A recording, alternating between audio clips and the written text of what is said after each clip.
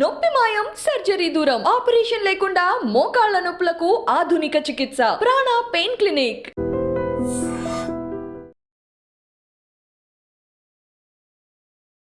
Welcome to iDream media.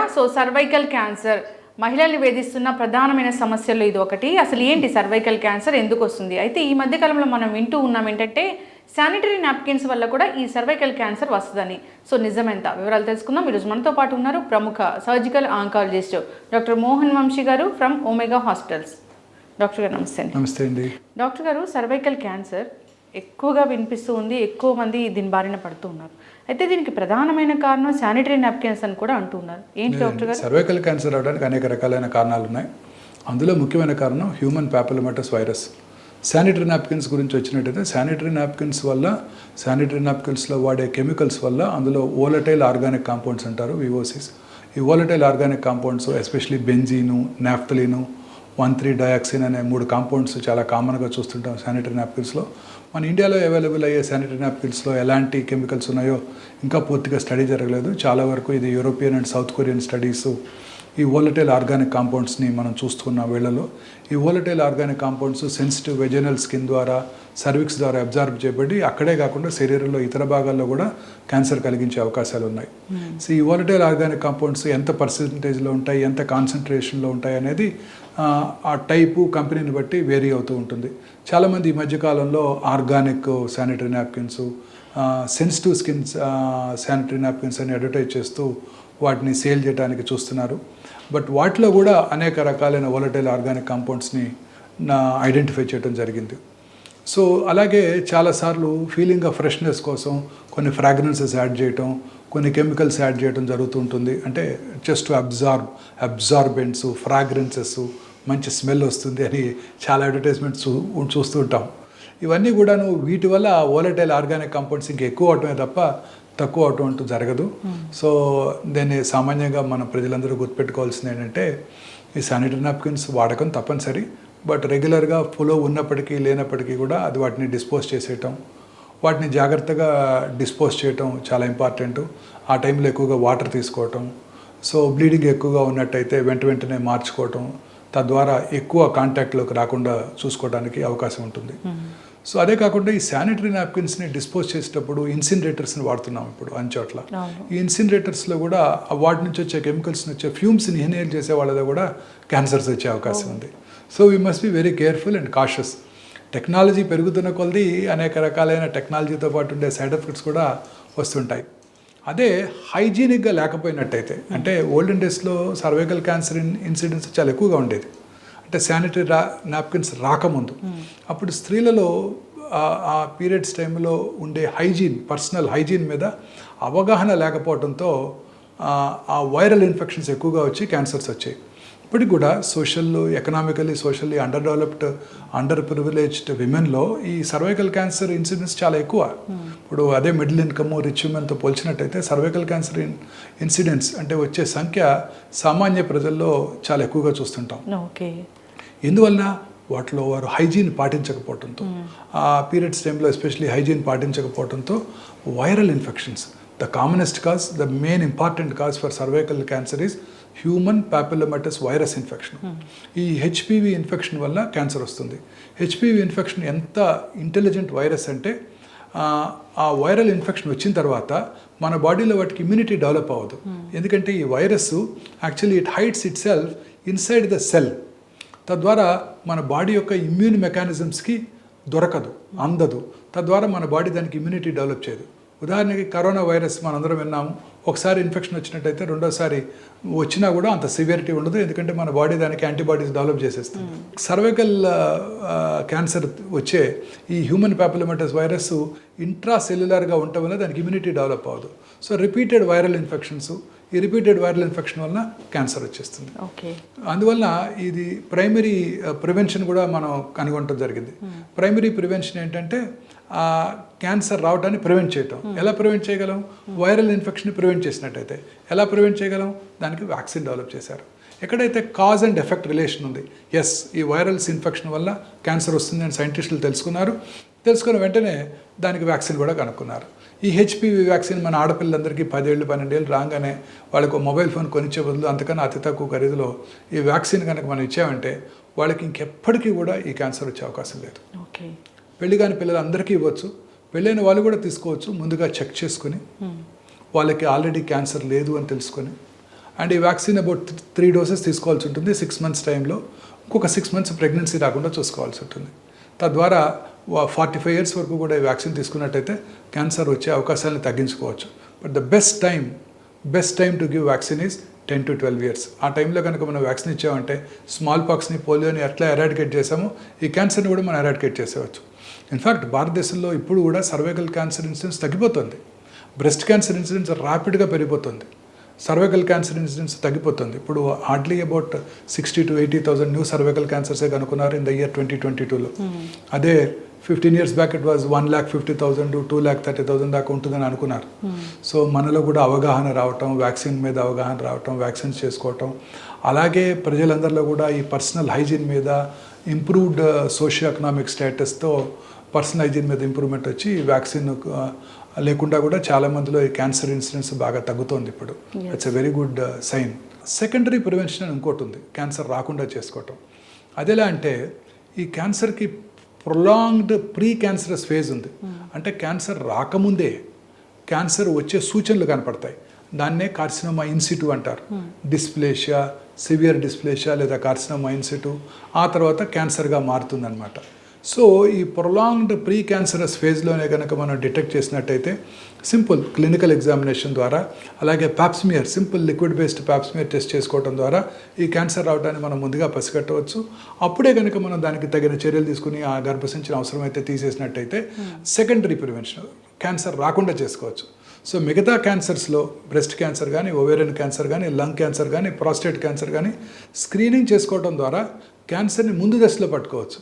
వేరే cervical క్యాన్సర్కి screening చేయడం ద్వారా క్యాన్సర్ రాకుండా చేసుకోవచ్చు. ఇది గ్రేటెస్ట్ అడ్వాంటేజ్.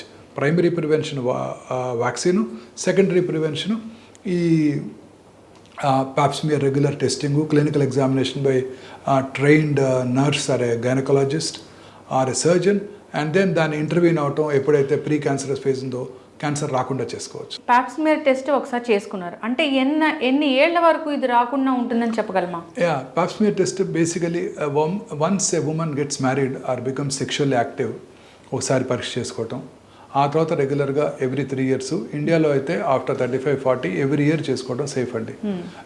రెగ్యులర్గా ప్రతి స్త్రీ కూడా సంవత్సరానికి ఒకసారి వారి లేడీ డాక్టర్ దగ్గరికి వెళ్ళటం, వారి ఇంటి పక్కన ఉన్న లేడీ డాక్టర్ దగ్గరికి వెళ్ళటం, వారితో ఒకసారి పరీక్ష చేయించుకోవటం, అలాగే పాప్స్మియర్ చేయించుకోవటం, అలాగే వారితో ఒకసారి బ్రెస్ట్ ఎగ్జామినేషన్ కూడా చేసుకోవటం. ఎందుకంటే ఈ రెండే కామన్ క్యాన్సర్స్, సర్విక్స్, బ్రెస్ట్. భారతదేశంలో అత్యధికంగా కనబడే క్యాన్సర్స్ ఈ రెండే. సో వారితో బ్రెస్ట్ ఎగ్జామినేషన్ ఒకసారి చేయించుకోవటం, అలాగే ఎలా బ్రెస్ట్ సెల్ఫ్ ఎగ్జామినేషన్ చేసుకోవాలి, వారిగా వారు ఎలా పరీక్ష చేసుకోవాలో అదే డాక్టర్ నుంచి తెలుసుకోవటం. ఈ రెండు చేసినట్టయితే తప్పనిసరిగా ఈ 2 కామన్ క్యాన్సర్స్ని మనం కంట్రోల్ చేసుకోవడానికి, వాటి వల్ల వచ్చే మార్బిడిటీ, మార్టాలిటీని తగ్గించడానికి అవకాశం ఉందండి. సో రెగ్యులర్గా స్క్రీనింగ్ చేసుకోవటం అనేది చాలా ఇంపార్టెంట్. స్త్రీలలో ముఖ్యంగా సౌత్ ఇండియన్ విమెన్లో ఎవ్రీ ఇయర్ డాక్టర్ గారితో పరీక్ష చేసుకోవటం, especially coastal areas, Orissa, Tamil Nadu, Andhra Pradesh చాలా కామన్ ఈ ఏరియాస్లో. హ్యూమిడ్ ఎన్విరాన్మెంట్లో ఈ వైరస్ ఎక్కువగా వ్యాప్తి చెంది ఈ క్యాన్సర్స్ ఎక్కువగా వస్తున్నాయి. ఓకే, ఎస్ డాక్టర్ గారు. అంటే డయాగ్నోసిస్ అంటే ఎలా ఉంటుంది దీనికి? ఇది చాలా క్లినికల్గా చేత్తో పరీక్ష చేసినప్పుడే పరీక్ష చేస్తున్న డాక్టర్ గారికి ఐడియా వచ్చేస్తుంది. సో అనుమానంగా ఉన్నప్పుడు వెంటనే బయాప్సీ చేయడం ద్వారా మనం క్యాన్సర్ ఉన్నది లేని నిర్ధారణ చేయవచ్చు. అర్లీగా ఉన్నప్పుడు కొన్నిసార్లు కాల్పోస్కోపీ అంటే విజువలైజేషన్ ఆఫ్ ద సర్విక్స్ అంటారు, మ్యాగ్నిఫికేషన్తో సర్విక్స్ని చూసి కొన్ని కెమికల్స్ కూడా అప్లై చేసి ఎక్కడ అనుమానాస్పదంగా ఉందో అక్కడి నుంచి బయాప్సీ చేయడం ద్వారా యాక్యురేట్గా క్యాన్సర్ ఉందా లేదా అర్లీ స్టేజ్లోనే మనం గుర్తించడానికి అవకాశం ఉంటుంది. డయాగ్నోసిస్ చేసిన తర్వాత next step staging. Stage 1, stage 2, stage 3, stage 4. జనరల్గా స్టేజ్ 1, 2లో మనం 2A వరకు సర్జరీ చేయడం ద్వారా క్యూర్ చేయవచ్చు. అందుకని staging is the most important. Staging చేయడానికి ideal test PET scan, PET MR పరీక్ష, ఎస్పెషల్లీ గర్భసంచి ముఖద్వార పరీక్షకి, క్యాన్సర్కి పెట్ ఎంఆర్ఐ చేయడం ద్వారా ట్యూమర్ కరెక్ట్గా ఎక్కడ ఉన్నది, పక్కన ఉన్న నార్మల్ పారామెట్రియం అంటే పక్కన ఉన్న టిష్యూ కణజాలంలో కానీ వెళ్ళిపోయిందా, ముందున్న యూరినరీ బ్లాడర్ కానీ వెనకాల ఉన్న మలద్వారానికి కానీ ఏమైనా టచ్ అవుతుందా, ఇవన్నీ కూడా తెలుసుకోవాల్సిందంటే పెట్ ఎంఆర్ చేసుకోవడం ద్వారా చాలా యాక్యురేట్గా ఐడెంటిఫై చేయవచ్చు. అలాగే గర్భసంచి ముఖద్వార క్యాన్సరు పెల్విస్లో ఉన్న లింఫ్ నోడ్స్ కానీ పొట్ట భాగంలో ఉన్న లింఫ్ నోడ్స్ కానీ ఏమైనా పాకిందా లేదా కూడా ఈ PET-MR is the ideal test. Positron emission tomography plus magnetic resonance imaging, PET-MRI. ఈ PET-MRI ఇప్పుడు మనకి హైదరాబాద్లో అందుబాటులోకి వచ్చింది.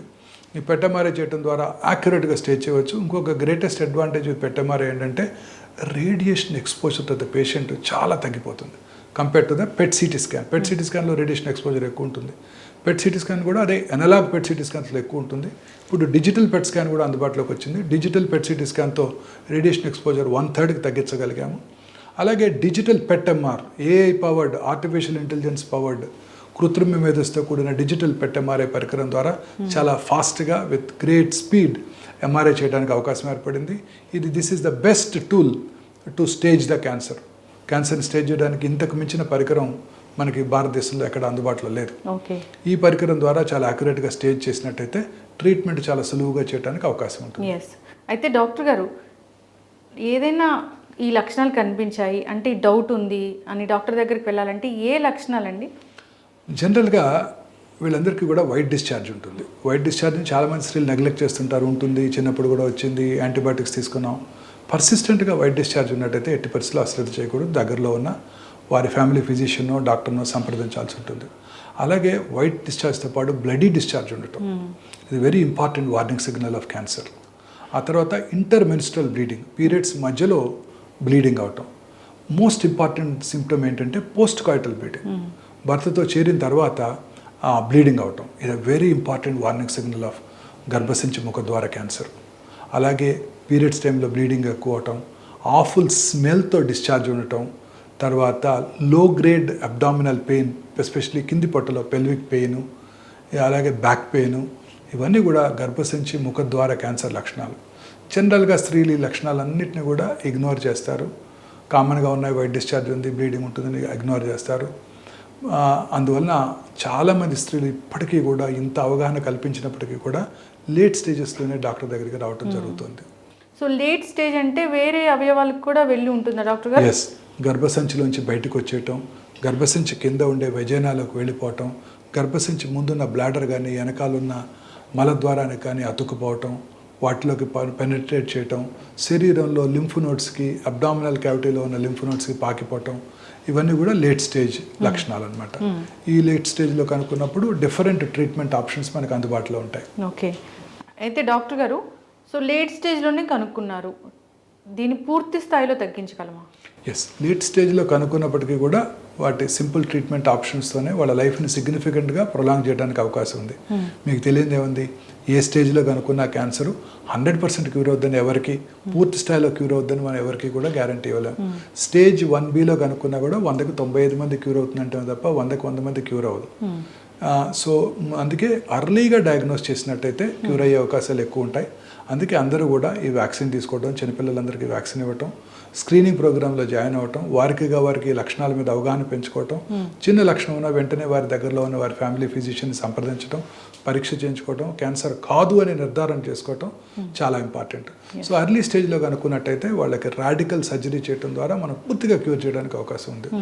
రాడికల్ సర్జరీ అంటే గర్భసంచి మొత్తం, ఆ తర్వాత అది ఎక్కడికైతే పాకటానికి అవకాశం ఉందో lymphal glands, part of the vagina కూడా తీసివేయటం, రాడికల్ హిస్టెక్టమీ అంటాం.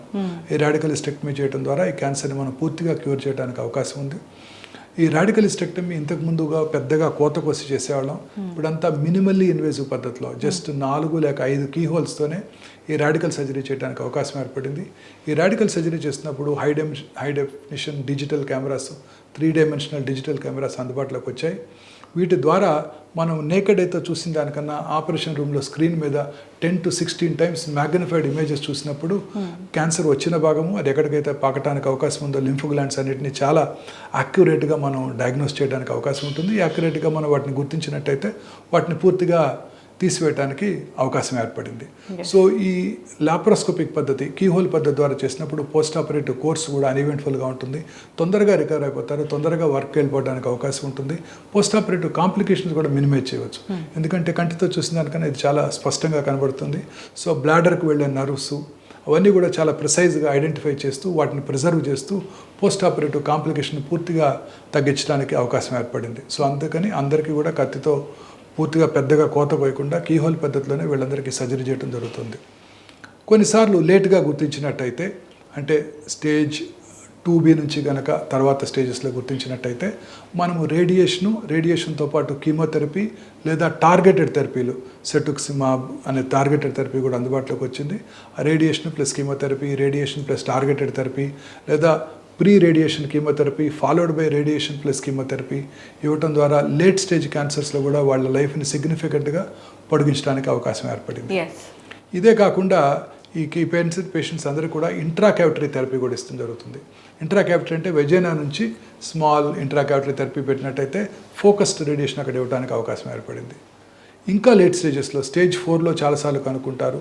స్టేజ్ 2B, 3A, 3Bలో కూడా రేడియేషన్ ఇచ్చినప్పటికీ కూడా క్యాన్సర్ ఇతర భాగాలకు పాకిపోవడం జరుగుతుంటుంది. వాళ్ళలో ఇప్పుడు టార్గెటెడ్ థెరపీసు, కీమోథెరపీసు, ఇమ్యూనోథెరపీస్ కూడా అందుబాటులోకి వచ్చాయి. ఈ టార్గెటెడ్ థెరపీ ఏం చేస్తుందంటే ట్యూమర్ని ప్రిసైజ్గా టార్గెట్ చేస్తూ పక్కన ఉన్న నార్మల్ కణజాలం, శరీరంలో ఇతర భాగాల్లో ఉన్న నార్మల్ కణజాలానికి ఎటువంటి డ్యామేజ్ లేకుండా చేయడం జరుగుతూ ఉంటుంది. ఇమ్యూనోథెరపీ ఈ మధ్య కాలంలో కొత్తగా అందుబాటులోకి వచ్చింది. ఫ్యూచర్ ఆఫ్ ఆంకాలజీ ఇదే ఉండబోతుంది. ప్రతి క్యాన్సర్ కూడా ఇమ్యూనోథెరపీ అందుబాటులోకి వస్తుంది. ఇమ్యూనోథెరపీలు ఏం చేస్తామంటే ఆ ఇమ్యూనోథెరపీ మాలిక్యూల్స్ ఇవ్వడం ద్వారా మన ఓన్ ఇమ్యూనిటీని పెంచుతుంది. మనందరికీ తెలుసు మన బాడీలో T సెల్స్ ఉంటాయి. T సెల్స్ అంటే కిల్లర్ సెల్స్. ఈ కిల్లర్ సెల్స్ మన శరీరంలోకి వచ్చే ప్రతి ఆర్గానిజం, వైరస్ కానివ్వండి, బ్యాక్టీరియా కానివ్వండి, ట్రాన్స్ప్లాంట్ చేసుకున్న కిడ్నీ కానివ్వండి, లేకపోతే ఇంకేదైనా ఆర్గాన్ కానివ్వండి, వాటిని పూర్తిగా వాటిని డిస్ట్రాయ్ చేసేస్తాయి. వాటిని బయటకు పుష్ చేయడానికి ప్రయత్నం చేస్తాయి అన్నమాట. అలాగే క్యాన్సర్ కణాలు కూడా ఈ immune cells, T cells, killer cells destroy చేస్తాయి. But cancer cells are much smarter. అవేం చేస్తాయంటే ఈ T సెల్స్ని బ్లాక్ చేస్తాయి. తద్వారా క్యాన్సర్ సెల్ని ఈ T సెల్ ఫారిన్ సెల్ లాగా భావించదు, పర్సీవ్ చేయదు. అప్పుడు అవి గ్రో అవుతూ ఉంటాయి. ఇమ్యూనోథెరపీ ఏం చేస్తుందంటే ఈ మాస్కింగ్, అంటే క్యాన్సర్ సెల్ తన మన T సెల్స్ని ఎట్లా మాస్క్ చేస్తుందో వాటిని అన్మాస్క్ చేస్తాయి. అంటే వాటిని ఆ బ్లాక్ అవ్వకుండా కాపాడతాయి. తద్వారా T సెల్ మన క్యాన్సర్ సెల్ని ఫారిన్ సెల్గా భావించి డిస్ట్రాయ్ చేస్తుంది అనమాట. సో న్యాచురల్ వే ఆఫ్ మన curing, natural way of destroying the cancer, side effects లేకుండా. సో ఫ్యూచర్ ఆఫ్ ఆంకాలజీ అన్ని క్యాన్సర్స్ కూడా ఇమ్యూనోథెరపీ అందుబాటులోకి వచ్చేస్తున్నాయి. కాకపోతే ఇవన్నీ కూడా పేటెంటెడ్ మాలిక్యూల్స్, భారతదేశంలో ఇంకా అందుబాటులోకి రాలేదు. మనం ఇంపోర్ట్ చేసుకుంటున్నాం. ఇంపోర్ట్ చేసుకున్నప్పుడు పేటెంటెడ్ మాలిక్యూల్స్, సో ఇన్నోవేటర్ కంపెనీకి అడ్వాంటేజ్ ఉంటుంది. వాళ్ళు ఎంత ప్రైస్ కావాలంటే అంత ప్రైస్ ఉంటుంది. అవి ఇప్పుడు సామాన్య మానవుడికి అందుబాటులో లేవు. 1-2 years టైంలో once they are off the patent మన ఇండియాలో మన వాళ్ళు తయారు చేసినప్పుడు అతి తక్కువ ఖర్చులో మన వాళ్ళు అందజేయగలుగుతారు. మన భారత టెక్నాలజీ అటువంటిది, మ్యాన్ పవర్ కూడా తక్కువ కాస్ట్లో ఉంటుంది. కాబట్టి అప్పుడు మనకు 2-3 సంవత్సరాల్లో ఈ మాలిక్యూల్స్ అన్నీ కూడా చాలా వరకు అన్నీ కూడా మనకి ఇండియాలో అందుబాటులోకి వచ్చినప్పుడు మన ప్రజలకి, సామాన్య ప్రజలకు కూడా అందుబాటులోకి వస్తాయి. అప్పుడు మనం వీటన్నిటిని కూడా విరివిగా వాడుకోవడానికి, లేట్ స్టేజ్ క్యాన్సర్ పేషెంట్ని కూడా సిగ్నిఫికెంట్గా లైఫ్ పొడిగించడానికి అవకాశం ఏర్పడుతుంది. ఓకే డాక్టర్ గారు, ఈ సర్వైకల్ క్యాన్సర్ అసలు రాకూడదంటే వ్యాక్సినేషన్ అనేది చాలా ఇంపార్టెంట్. మొన్ననే లాస్ట్ ఇయర్ బడ్జెట్లోనే అనౌన్స్ చేయడం జరిగింది, February 1st. అదే నెక్స్ట్ ఓటాన్ అకౌంట్ బడ్జెట్లోనే వీళ్ళందరికీ కూడా భారతదేశంలో ప్రజలందరికీ, మన పిల్లలందరికీ కూడా ఫ్రీగా ఇస్తామని చెప్పడం జరిగింది. ప్రాబ్లీ ఈ ఇయర్ నెక్స్ట్ ఇయర్ ప్రాబ్లీ ఆ స్కీమ్ కూడా అందుబాటులోకి తీసుకొస్తారు. యూనివర్సల్ ఇమ్యునైజేషన్ ప్రోగ్రాంలో మిగతా వ్యాక్సిన్ లాని ఇవన్నీ కూడా మనకి ఫ్రీగా అందుబాటులోకి వచ్చే అవకాశం ఉంది. ఓకే, అయితే డాక్టర్ గారు మెనోపాజ్ స్త్రీలలో కూడా ఈ సర్వైకల్ క్యాన్సర్ వస్తుందా? క్యాన్సర్ ఏ వయసులోనే వస్తుందండి. వయసు పెరిగే కొద్దీ క్యాన్సర్ వచ్చే అవకాశాలు ఎక్కువగా ఉంటాయి. సో మెనోపాజ్ దాటిన వాళ్ళలోనే ఈ క్యాన్సర్ ఎక్కువగా కనబడుతూ ఉంటుంది. చిన్న వయసులో కన్నా పెద్ద వయసులోనే ఎక్కువగా కనబడుతూ ఉంటుంది. ఓకే, అంటే డాక్టర్ గారు జనరల్గా పిల్లలు పుట్టాక గర్భసంచి అవసరం అనేది ఉంటుందా?